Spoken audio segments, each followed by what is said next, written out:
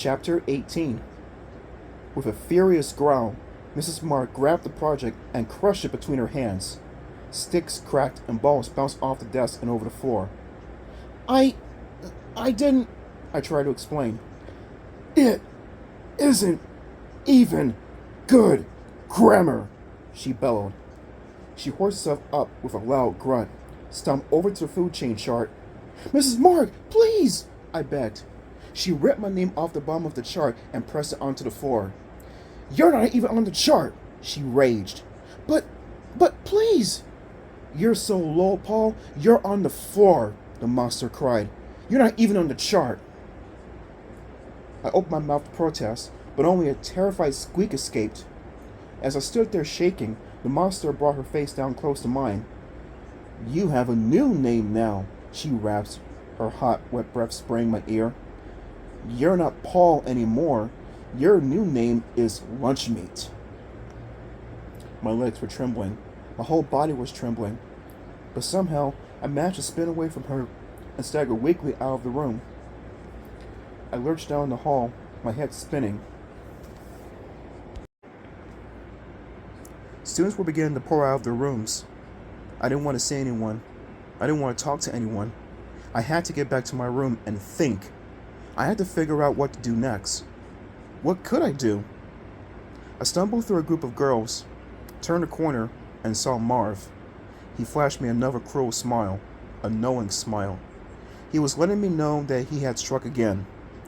He started to say something, but I hurried past him, twisting through the clusters of kids heading to class.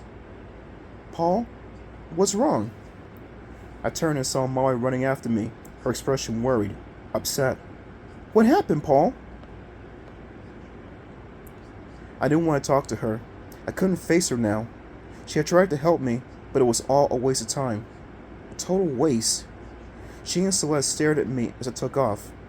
I ran to my room and slammed the door. I threw myself on the bed, then jumped up, paced the room, threw myself into a chair, jumped up again. I didn't know what to do with myself. Why me? I howled. I slammed the wall with my fist, and I suddenly knew what I had to do. Escape. I had no other way to survive. My name was Lunchmeat, Mrs. Mark said so herself. I was too low to be on the food chain. Escape. It was my only chance. I know Molly and the others had tried it. I remembered that Molly had said it was impossible. But maybe I'd get lucky.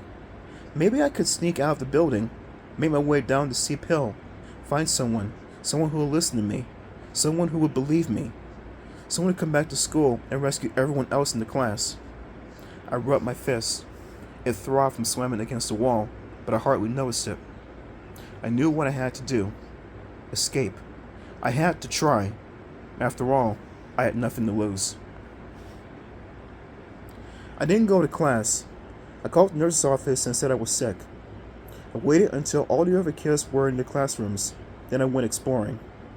I crept from doorway to doorway, keeping out of sight of teachers and anyone else walking in the hall. I made my way up and down the halls until I found what I was searching for. A small doorway next to the kitchen pantry at the back of the school. The door wasn't used by students or teachers. It was used by kitchen workers to bring in supplies. If I pulled it open, would it set off an alarm? I had to try it. I took a deep breath, turned the knob, and pulled. The heavy door swung open. I didn't hear a bell or a siren. No alarm. Excellent. I peered out.